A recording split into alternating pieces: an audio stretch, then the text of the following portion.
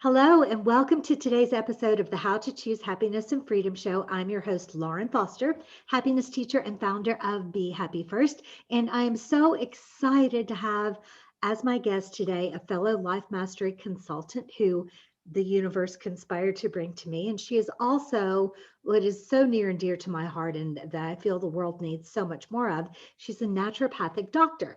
Her name is Dr. Shani Fox. And welcome, Shani. I'm so happy to have you here. It's a delight to be here with you, Lauren.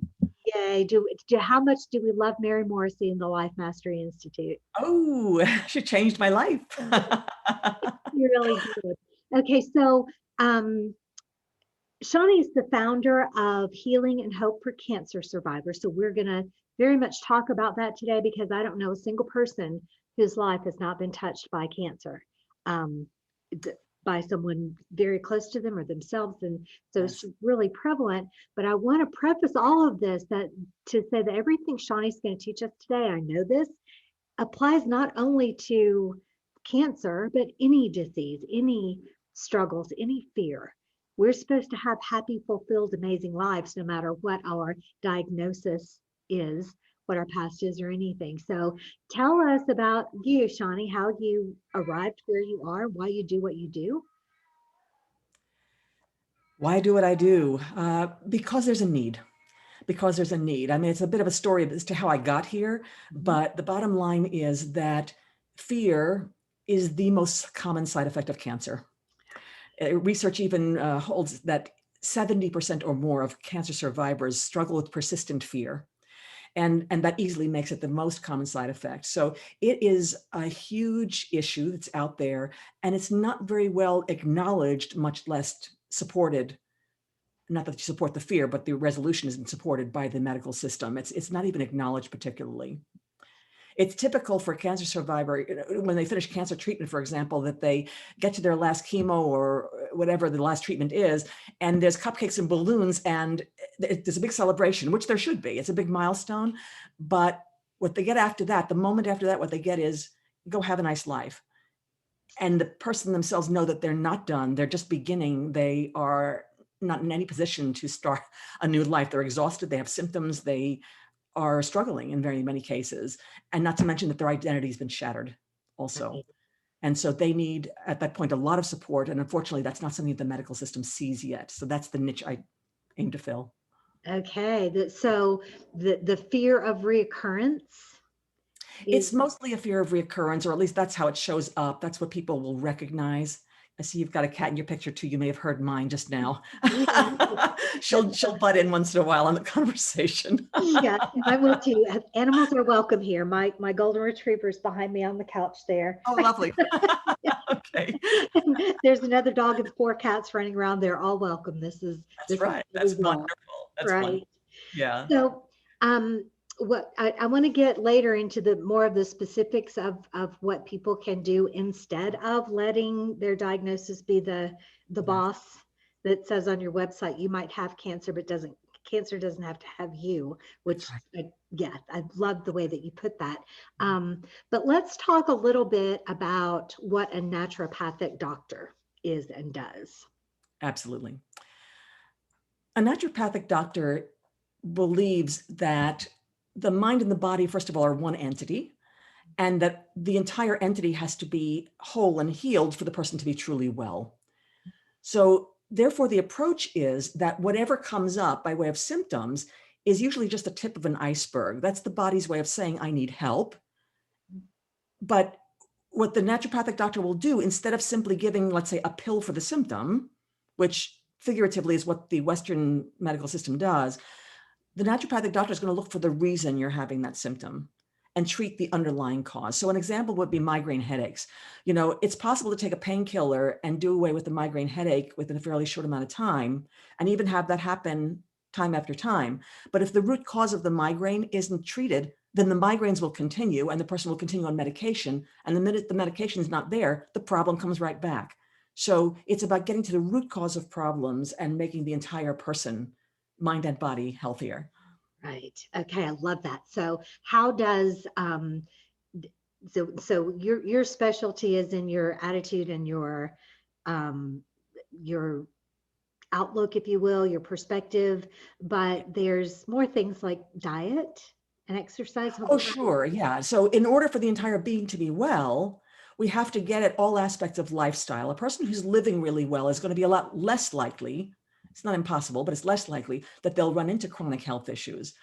And I might say that chronic health issues, of course, are that's the domain of naturopathic doctors. So we have huge respect, for example, for emergency room medicine. You know, if you need it in this moment, you need it in this moment. And they do what they do and they're brilliant at it. But when it comes to things like diabetes, when it comes to things like high blood pressure, the things that go on and on and on, and Western medicine only offers really medication, we go to then the diet and the stress level and the exercise and the sleep and the stress, all those factors which add up to creating health in a person and can even reverse something like, for example, diabetes or high blood pressure when attended to consistently. Right. Okay. That's perfect. And I recently lost my brother to cancer, just like a little over a year ago. And I moving forward, what's one of the other reasons I wanted to have you as a guest is I want someone like you in my life for if this happens again, so that, I have someone to refer them to, and someone to get help from. So thank you for doing what you do. All right. So let's talk about what happens now. So do people come to you when they have just been diagnosed, or when they're in remission, or all, what stages do you usually see people in? People find me at all different stages of their cancer journey. Some are in treatment, but more commonly, when you're in treatment, you have so many doctor's appointments and so many things to do and be places that very often the mind and the spirit are not first on your mind. It's getting your body healthy, and that's certainly understandable. So where I do help people in that realm if they need it or if they find me, but much more commonly is when treatment is finished. And either they're in remission, we hope that they're in remission, and now they're looking to rebuild a life, which is not going to look anything like the life before because they don't feel like the same person they were before. Or in some cases, they're not in full remission, they're living with cancer. And that presents, of course, its own set of issues, emotional and spiritual issues that need to be dealt with. And I help such people as well. Okay, so give me some examples of how you help people to resolve their fears, and things that our listeners can sort of get their minds around in this moment. Sure. So what's not often acknowledged is that the medical system unintentionally, they're very well intentioned, but the unintentional consequence of the way cancer treatment usually happens is that people come out of it, in addition to whatever physical things are going on, they come out very disempowered. The reason is because when you're diagnosed with cancer, first of all, it's usually a surprise. Many people have no idea, that many don't even have symptoms or barely. And the diagnosis is a shock. So there's a bit of trauma that happens right away. And then, of course, the system says, okay, here we go. This is going to be your treatment. 1, 2, 3. Here's where you show up. Here's going to be with you. So everything is very structured and regimented. Now, it's important. I don't dismiss in any way the importance of all that. But the speed with which it happens and the accompanying trauma usually means that the person hasn't had time to digest or think about it before they go ahead and follow their instructions. Okay, that's what happens. But because it's all set up by the system and the person didn't even have a chance to consider, is this what I'd prefer? Is there anything else I'd like to ask about? How do I take care of myself in the meantime? How do I deal with my relatives in the meantime? I mean, there's so many issues that come up at the very same time as that diagnosis that are undigested. And then the system takes over, basically, and you just kind of march along with the system. Again, I'm not diminishing any of that. It's important. It's what needs to happen. But when they come out then, and there's that scenario that I described earlier, that all of a sudden there go the balloons and so long, have a nice life, then all of a sudden you find yourself in a total one of my clients described this as, I was let out the door. There was a broad field in front of me with no beginning and no end and no landmarks. And I was lost. I didn't know which way to turn. No idea which way to go to get to where I wanted to be, which was fully healthy and whole. And so she floundered for 9 months before I found her. She just couldn't put her life back together. So people are left just completely at loose ends, basically, when treatment ends. And they not only don't know what to do, but they don't have a hand to hold. They don't know who to ask, because they had this whole team up until now. And the minute that treatment's over, that team is on to the next patient. There's nobody there. Now, survivorship programs are beginning to emerge. And more often than not, they'll look like, okay, well, let's have a support group. Okay, well, let's have a yoga lesson. Not that there's anything wrong with these things, but people really need literally a hand to hold and tailored information to where they are, because everybody's different. They've experienced this differently. And what we don't want to do is go into a support group and then just rehash everything that just happened, which is very often what happens. People are re-traumatized by that. They need to have a hand to hold that's going to lead them forward and into that next beautiful phase, and give them the support and help them fill in the gaps, whatever they need to get there. Yeah. Okay. That's awesome. That's beautiful. I often say that, and I witnessed it, that people will get a diagnosis of cancer or of something like that. And suddenly that becomes the star of their life. It's all they talk about. It's all they chat about. It's the only place that they give their attention.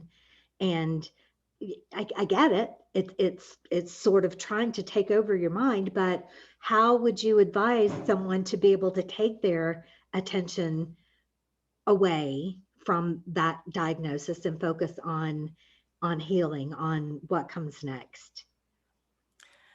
So I have, as naturopathic doctors often do, I have an immediate set of tools that I can give.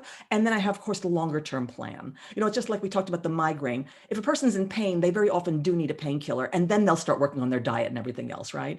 But when they're in pain, it's very hard for them to refocus. So the equivalent of the pill in this case is I do a bit of mindfulness training with my people, helping them find the present moment. Fear, of course, as you well know, is a creature of the future. It means we're imagining a future. It hasn't happened. It may never happen, but we're imagining a future that's scaring us and putting our nervous system into fight or flight. And so what we need to do is reel them back in from the future and have them be right where they are, right where they are. So I use breath. I use mind tools like guided visualizations, whatever it takes to bring a person right here, right now, where first of all, the breath, even on its own, before we get to anything else, calms the nervous system, takes them out of that the tension that they're in. So they're self-training to calm themselves and bring themselves to a place. And by the way, this only takes a few moments to do. A minute, 2 minutes, to bring themselves here where they can make a different choice. And then the choice, of course, I train them to make choices about, well, how am I going to live today? Right. How am I going to live today? Because it's my todays that will add up into the life that I want to create. Right. That's awesome. So I also saw on your website that there's a free assessment. That's all I learned, but that it's there and that it's an assessment. Tell me about that, and who should go and take that test. Anybody who's had cancer, anybody who's beyond cancer or cancer treatment, that's a little bit broader. That has to do more with the long-term plan. But it's for people to look at all aspects of their lives. So for example, you just mentioned that when cancer comes up, and it is, being that it's potentially life-threatening, of course, it's going to occupy our attention. So people tend to focus on, well, when's my next doctor appointment? When's my next, treatment going to be? And even if it's, or when's in case of survivors in remission, when's my next scan going to be? And those are notoriously fear-inducing. Mm-hmm. So it's not that we don't focus, that has to be there. It's on the calendar, right? But we want to we want to use those intervals between the scans. It's a perfect opportunity, or between doctor's appointments, whatever, to say, okay, how am I doing right now? Do I need to take a look at my diet? Do I need to take a look at, whether I'm moving my body and work there? Exercise is incredibly therapeutic. There's actually significant research that a person who walks 150 minutes a week, so we're talking about 5 days a week, 30 minutes, and you don't have to do Olympic style walking. We're talking about moderate, just a good brisk walk, 30 minutes, 5 times a week. That can reduce cancer recurrence by 33 to 50%. Wow. There is no medicine that can come close. Wow. So, and this is proven in breast cancer, which is one of the most common cancers, but even in lung cancers, which is one of the most deadly, much more so than breast cancer. And so even in some of the very serious cancers, this is true. And so exercise is incredible medicine. And it needs, if a person really wants to give themselves the best odds of not only survival, but quality of life in survival, they need to be moving their bodies in whatever way is appropriate. I recognize that it's more difficult for some people than others. And being a naturopathic doctor, I have a whole range of things I can suggest for people that way. So we meet them where they are. If they cannot walk 30 minutes right now, okay, we'll find a way to begin and then work ourselves up gradually. And for those who are capable, we need to get on some sort of regular practice. I call it a practice always, that will support their thriving in the long run. Awesome. So in your mindfulness training, you're teaching meditation also. Is that? I don't literally teach meditation, but I use practices of mindfulness in my work. And many of my clients are, in fact, they have found meditation. They're doing it on on their own, which is absolutely wonderful. I'm totally supportive of that. And what I do is that I integrate that practice into everything else that they're doing, so that every piece serves the other piece, and the whole thing adds up to a beautiful, robust program. Right. That's beautiful. So talk to me about, in all of my work, we are always using visualization and vision boards and things like that. Mm-hmm. Talk to me about how that can be used in this particular situation with cancer survivors. So here's something very interesting. So you and I learned this about visualization and the power of our vision together, or I mean, not literally together, but under the same coach. Right. And it is indeed very powerful in my life, of course, personally as well as professionally. And here's the interesting thing, that in the general population, you can approach just about anybody and within a pretty short time evoke a dream from them, have them articulate a dream, a vision for themselves. In the world of cancer survivors, I find that's not so easy, because this specter has been in front of them for quite a while. And if they can't see around that dark cloud, it's hard for them to visualize what comes beyond. And that's actually the crux of the matter sometimes, is they're unable to visualize a healthy future for themselves. And by the way, this has absolutely nothing to do, it's not correlated at all with the type of cancer they had, the stage of cancer they had. In other words, it doesn't matter how serious the disease was. It's true, it can be true of serious disease, but it can also be true of what we call relatively light disease. Not that cancer is ever not serious to the person, I understand that, but even the ones that are very curable, let's say, Right. We still get the same fear. We still get it can be, it can be just as bad. So without respect to what actually happened, people can have this or visualize a dark cloud for themselves. And then I have to help them be able to see beyond that. So we use all kinds of, metaphors, for example, I live in Portland, Oregon, which on beautiful days, we have a view of Mount Hood. It's gorgeous, beautiful big mountain just beyond the city. And I walk, my regular walking routine goes up to the highest point in Portland, where I can see Mount Hood and several other mountains actually on a good day. Oh, lovely. And yet Portland is rainy and cloudy a lot of the time, right? This is known. So there's a lot of days I'll go up there and it's completely cloudy, can't see Mount Hood.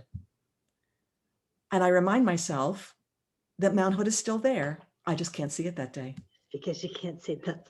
That's a beautiful metaphor. Yeah, exactly. So that by using pictures, images like that, sometimes I can help people get to a place where, okay, I know you've got clouds in front of you right now, but the beautiful shining mountain or whatever else you want to picture out there, it's still there. The sun, right? It's still there, right? Even though I can't see it today. Because of So I help people recognize that something is beyond the cloud, and then it may take a while, but eventually we do get to a place where they develop then a vision. It might be a portion of a vision. In other words, I can't attempt my whole life right now, but maybe I can do it with respect to, let's say I've got a grandchild. I want to see her graduate high school. Mm-hmm. Something like that. We come to a particular picture and focus on that and then expand from there over time. Oh yeah, by the way, I'd like to go to France too.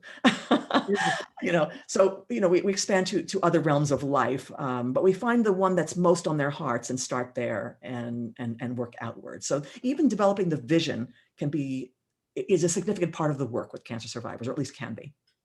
Right, getting back to that place where you can imagine a life beyond. Yes, a full life, a rich life, and a well life. Yes. Right. And so in this conversation, we're talking about cancer, but your dad, you mentioned in your story that your dad was in a very bad accident. Um, and so anything that happens like this that causes you to confront your mortality, if you will, to really just kind of get the idea that, well, this life is going to end one day, one way or another. That's right. But it's so that then there's two choices. I could be afraid and change my life according to my fear, or I can have a perspective that life is truly precious. I'm going to embrace every minute and be very happy, which it sounded like is what your dad did.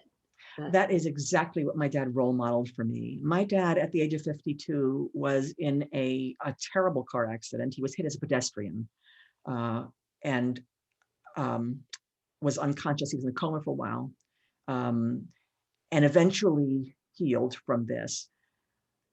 After 9 months, he came out of the hospital. Um, so it was a terrible, terrible accident. He could just as easily have died. And what was beautiful, the silver lining, let's say, that came out of this was that once he was back on his feet, once he was out of the hospital and beginning to live again, he recognized exactly how precious life is and how quickly it can end. We have no idea, because he was perfectly healthy before that, how we never know which day is our last day. And so he lived, in a sense, as if every day was his last day. In other words, if I want to do it, I'm going to do it right now. He didn't wait. And he lived so closely to his values. And in his case, that was family and friends. He wanted to spend as much time as he could with family and enjoy his children, his grandchildren. I mean, that's what he wanted most of all. And he did whenever he could. And so he lived this beautiful, intentional life, all of which was triggered, at least. I mean, the impetus, although that wasn't a day-to-day thing, but the original impetus for that was life is totally precious. We need to appreciate every day. So when he finally passed away, which was 28 years later, and he did die of cancer, by the way, he died of pancreatic cancer, which was very hard. But even though that part was sad and hard, what we all knew and what kept us, well, maybe not all of us, but what I knew and what my dad knew, what kept us calm was that he had lived this beautiful, beautiful life. And so if this is the way that was chosen for him to go, okay, but at least his life was a wonderful thing. And he was a beautiful role model for me that way. yeah.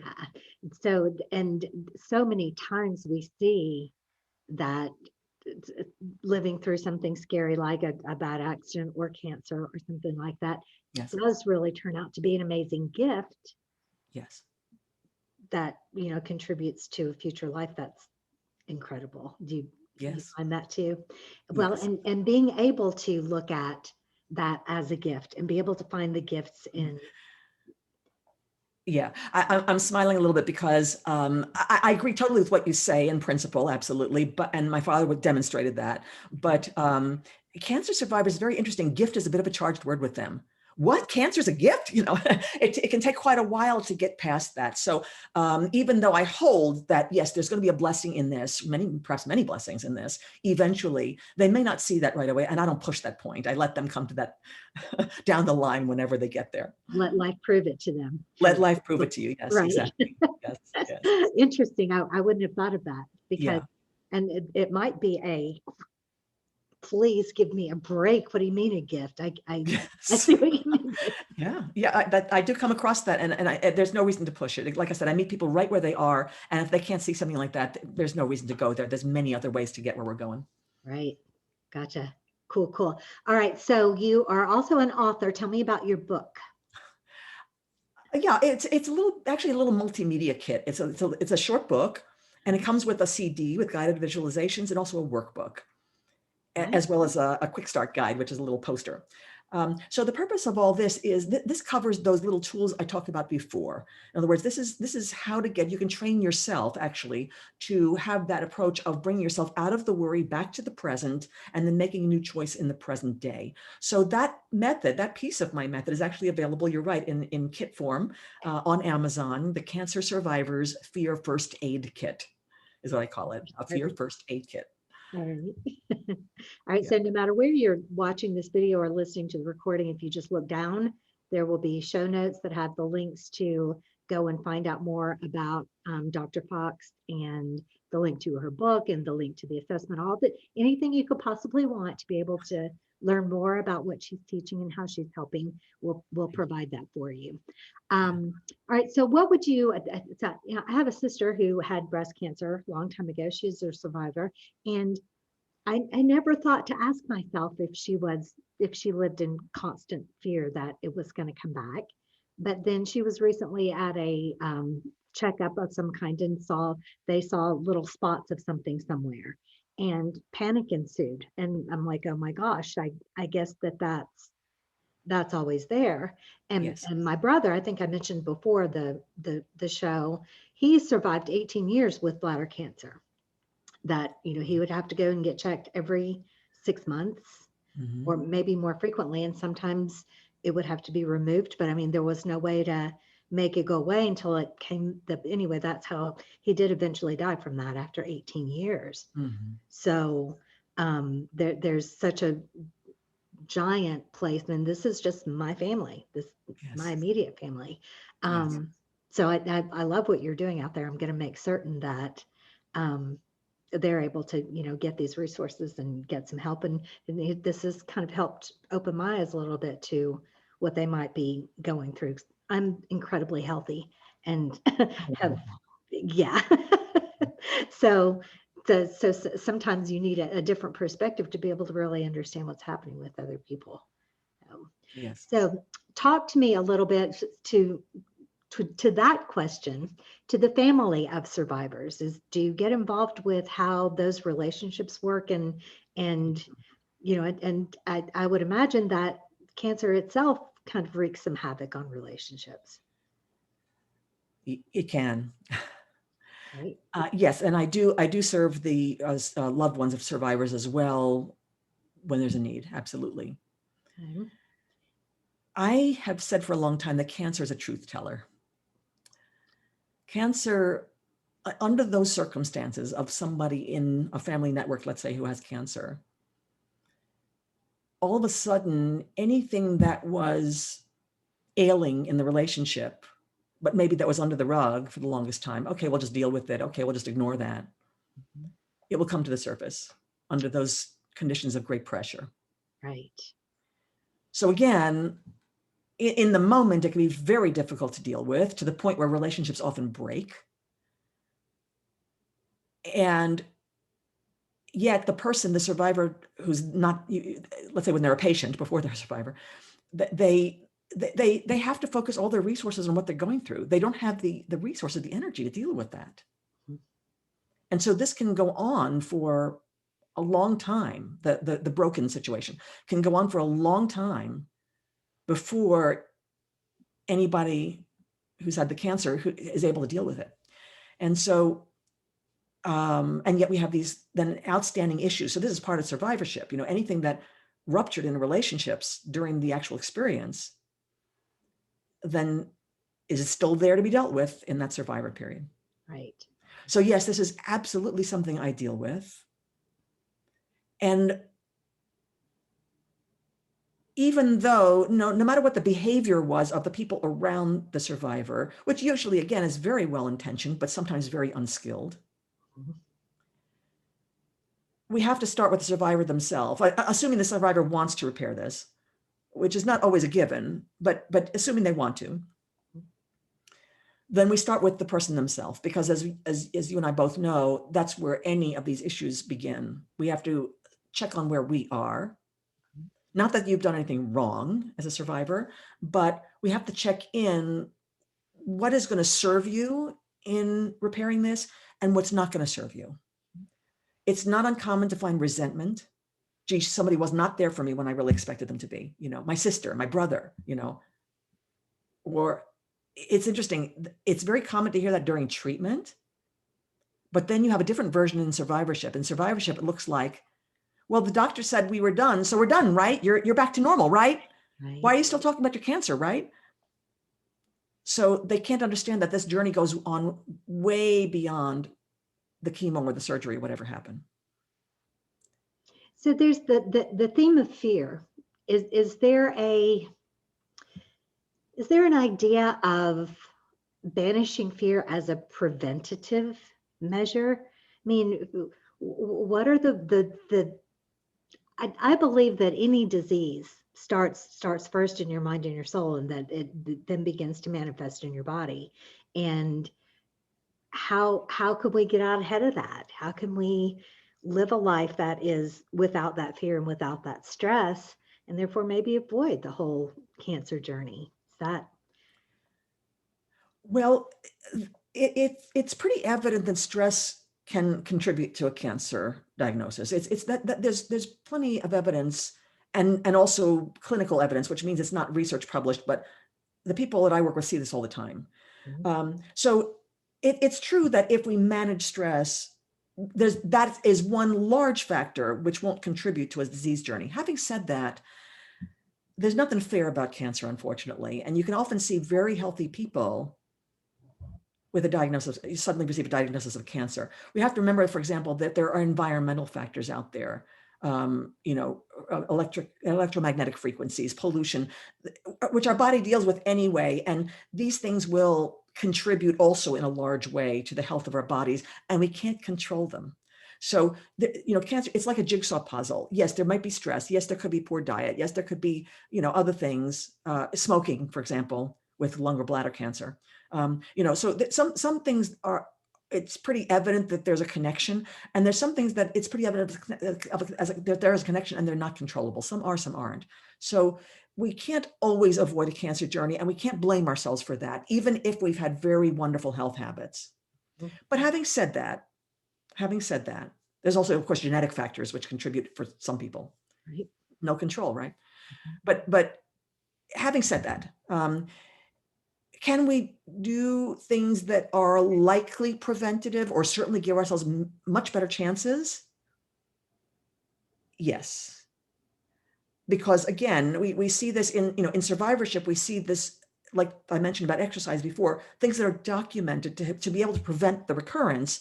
If they happen in the first place, it's very possible, we don't know this for sure, but it's very possible that they can contribute to not having cancer in the first place. Again, this is not researched and documented enough that we know, but just like it would be true for other conditions like diabetes, high blood pressure, we know stress contributes to high blood pressure or makes it worse, right? So of course it works there, it works in diabetes, it works in many other conditions, chronic conditions. Why wouldn't it work, at least to some degree, in cancer? It probably does. Right. It probably does. Right. Gotcha. Okay, cool. Well, so is there anything else that you want to share with us that we haven't really talked about, or any important points that I might have not thought to ask about? Well, I'll bring up one more thing. So we talked, hopefully it's kind of clear how the acute, the immediate support that I offer works, about the breathing, the bringing back to present. That's the short-term plan. And for the long term, certainly we want to get healthy habits and those sorts of things in place. Absolutely. But one aspect of that, which is on the emotional spiritual plane, that's very important to note, is that I mentioned earlier how disempowering this journey is. So one of my signature ways of working with people is that I bring them back to their personal power. And that it's from that point that everything else gets created, including, by the way, the good diet and healthy lifestyle. Right. They have to feel like I'm in charge again. I have a say here. I have an influence here, which is very often not where they are when they come out of treatment. Right. They're looking for somebody else to answer their questions. And again, with due respect to doctors do have the answers to many questions, but not every question. And so we need to learn to go back to our own intuition, our own gut, and learn to listen to what Mary Morrissey calls that still small voice, because we all have it and it's still there. We may have lost touch with it during the cancer journey. It may have gotten overridden. Okay, but we can come back to it and reconnect to it. And that is the place from which we create this life that can be our next best chapter. Yeah, and that's awesome. That's amazing and absolutely true. But I also see a lot of people who have given away their power in outside of the Oh, cancer yes. experience. Oh, And yes. so give us our listeners some things that they can be thinking about or to try, or just some messages about reclaiming your own power. What talk to me more about that, because that really strikes the chord of this whole Be Happy First movement, in that, we're Yes. choosing happiness, we're choosing That's right. freedom, we're choosing our That's right. perspective. So give us some more wisdom about how exactly we can go about doing that. So first of all, I want to remind everybody who's dealing with a medical situation of any kind Mhm. that your doctor works for you. Your doctor is very wise, experienced, skilled, and of course, we appreciate all of those things. Doctor is an excellent advisor, Mhm. but your doctor works for you. And so when it comes to making any kind of medical decision, it's your decision ultimately, not your doctor's. Your doctor will make very often very strong recommendations. I mean that even with chemo and radiation and all that sort of thing. And I'm not saying you shouldn't go along with it, but take the time to recognize that ultimately this is about you, and you want to get to a place where you are aligned with what the doctor's recommending. And if you aren't, then question it. Mhm. Come to a place where you are aligned with what's being recommended to you. And from there, go on to your treatment. Because if it doesn't sit well with you, it won't have its full healing power. My mentor in naturopathic medical school said something incredibly wise. He said, the very best treatment for the doctor to recommend is not only one that the doctor is skilled in delivering, but one that the patient is on board with. Right. That's the treatment that's going to land and do the most good. If the patient is in any way resisting, even at a kind of a subconscious level or suppressed level, then the treatment is not going to work as well as if the patient says, I'm ready, let's go. I'm ready. I got it. Let's go. And So check in. Your doctor works for you. That's the first thing I would say about that. yes, You are an equal partner on your medical team. everything that she just said applies to everything in your life, that you need to be lined up. You need to be in touch with your own spirit That's right. and doing things that feel right and That's sounds right. right. That's right. Okay, awesome. Anything else?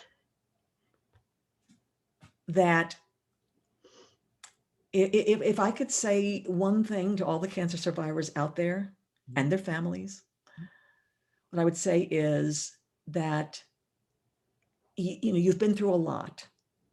You've been through a lot. A lot has changed. You may be missing body parts. You may have a different image of yourself, whether it's physically or emotionally. You may not know who you are anymore, but there is a way out. There is a way out. Not that I can replace the body parts, but in terms of creating a life that you want, there is a way through and beyond. And that place can be a place of hope, a place of joy, a place of peace of mind. It is there for you. And it is about you choosing it.